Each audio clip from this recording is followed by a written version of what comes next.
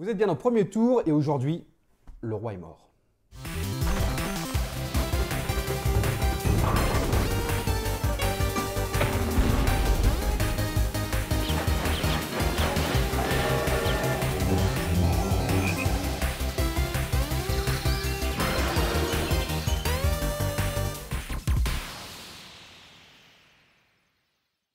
Le roi est mort est un jeu de Per Sylvester, auteur notamment de L'expédition perdue, un jeu coopératif qui se passe dans la jungle amazonienne. Là, on change complètement de décor puisqu'on se trouve au Royaume-Uni.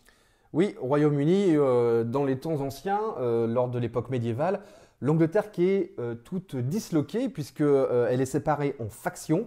Et en fait, il va y avoir une lutte de pouvoir afin de réunir le royaume. Et dans le coin inférieur droit, évidemment, il y a toujours les salauds de Français qui essayent de tirer profit de la situation. Et dans le royaume en lui-même, on voit les trois factions qu'on va retrouver. On a les Gallois en rouge, les Anglais bouh, en jaune et les Écossais en bleu. Notre but sera de gérer notre main de cartes, puisque chacun de nous, on a 8 cartes en main. On a d'ailleurs, dans la version de base, les 8 mêmes cartes. Et notre but sera d'essayer de placer la faction qu'on souhaite au pouvoir. Alors, qu'est-ce qu'on a autour du plateau? Donc, on a le plateau représentant la Grande-Bretagne, enfin l'Angleterre. Très joli plateau d'ailleurs, avec des petites dorures. Nous avons des jetons, des cubes qui représentent les partisans. Nous avons des jetons ronds qui représentent le pouvoir, le contrôle. Et nous avons toutes les régions séparées sur des cartes autour et qui vont représenter à chaque fois une bataille pour cette région. Elles sont au nombre de 8, 8 régions qu'on retrouve en carte et qu'on a sur notre plateau. Ces cartes ont été disposées aléatoirement et elles vont rythmer le jeu. La partie va se terminer de deux manières, soit quand on aura réalisé la lutte de pouvoir pour la 8e carte, ou encore quand le 3e jeton d'influence français sera positionné sur le plateau. Alors à notre tour, on a juste deux options, soit on joue une carte, soit on passe.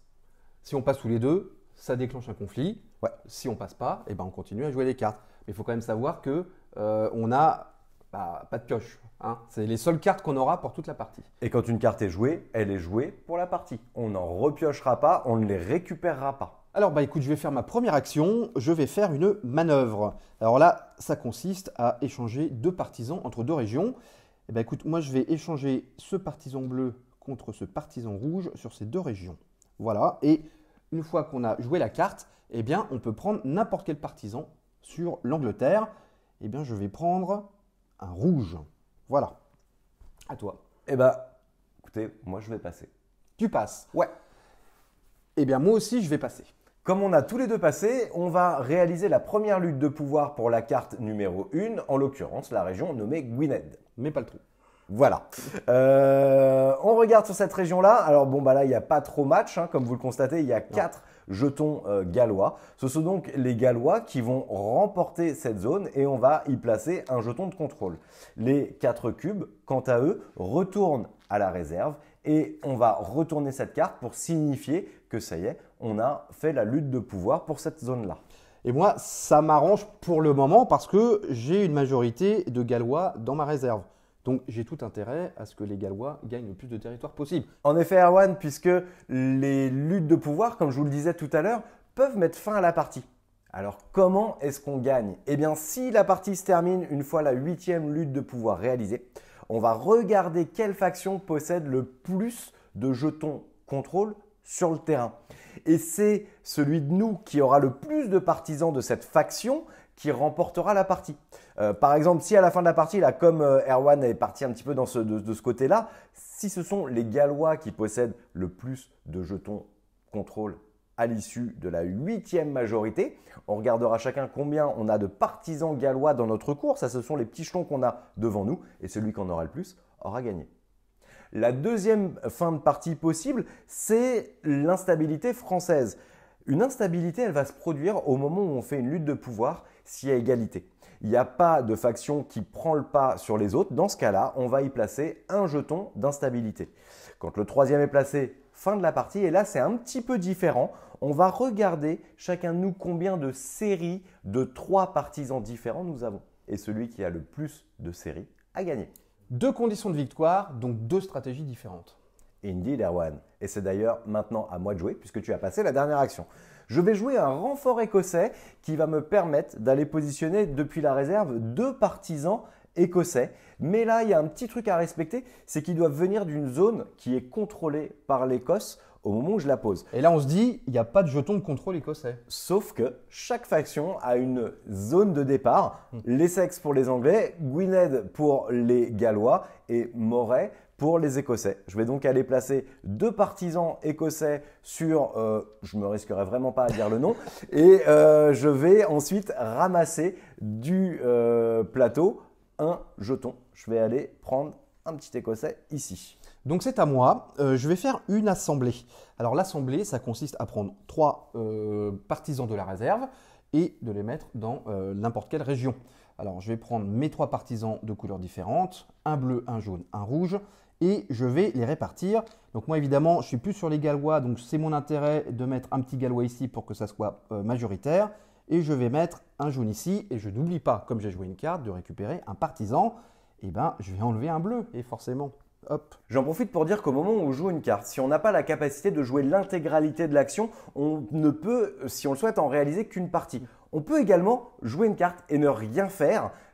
C'est pas forcément intéressant, mais c'est une possibilité. Ça te permet quand même d'aller ramasser un partisan qui t'intéresse. Exactement.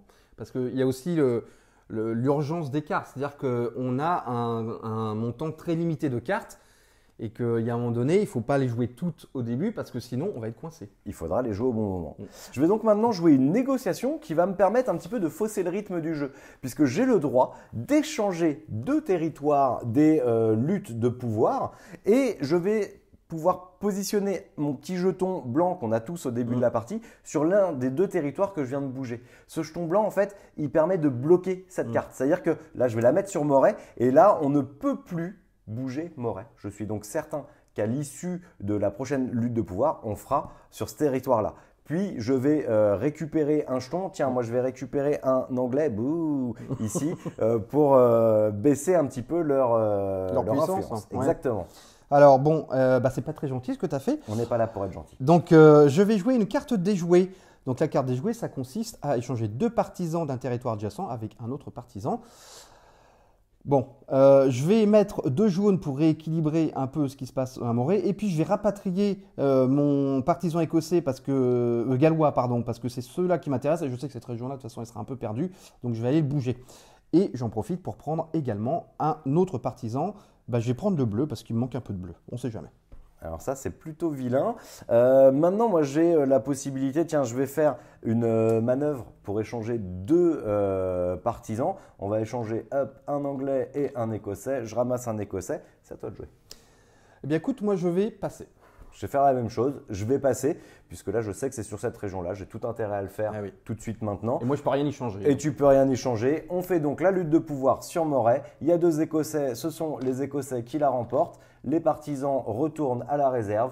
On remet cette carte-là face cachée et on peut maintenant enchaîner comme ça jusqu'à la fin de la partie. Et voilà, et donc quand on aura terminé ça, on regardera quelles sont les majorités sur la carte et parmi nos partisans ou s'il y a la deuxième condition de victoire, parce qu'on n'a pas fait encore intervenir les Français, mais ils pouvaient très bien arriver pour déstabiliser des royaumes. C'est presque du Wargames miniature, j'ai l'impression. Ouais, c'est ça, parce qu'on a des règles finalement qui sont hyper simples.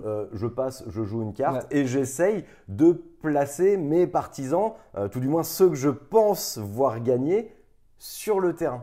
Non, mais on voit qu'il a été bien optimisé ce jeu parce que c'est un jeu qui existe déjà, qui a été sorti en 2015 et Pierre Sylvester l'a repensé, il l'a bien repensé parce que c'est vraiment une lutte de pouvoir, de territoire, mais version compacte.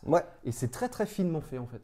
Et d'ailleurs, si on joue à 4 joueurs, puisqu'on peut jouer jusqu'à 4, il est fortement conseillé d'aller jouer en équipe parce que sinon ça devient un petit peu chaotique quand même sur le terrain pour aller prévoir ses coups. Et là, ça peut être très rigolo. Et ouais, parce qu'on va essayer de faire gagner son partenaire pour bénéficier de la victoire avec lui. Une dernière chose, c'est qu'on a des cartes un petit peu différentes qui peuvent être rajoutées au début de la partie dans nos mains, qui vont apporter un petit peu d'asymétrie. C'est une variante. C'est une variante, puisque là, on aura pas le même set de départ et il faudra compter sur les surprises que nous réserveront nos adversaires. Voilà, ouais, ça va être un petit peu plus fluctuant, on va dire. Exactement. Donc, Le Roi est mort vient de débarquer dans vos boutiques. Et puis, nous, on se retrouve très prochainement pour un autre jeu. Jouez bien, à bientôt. Ciao!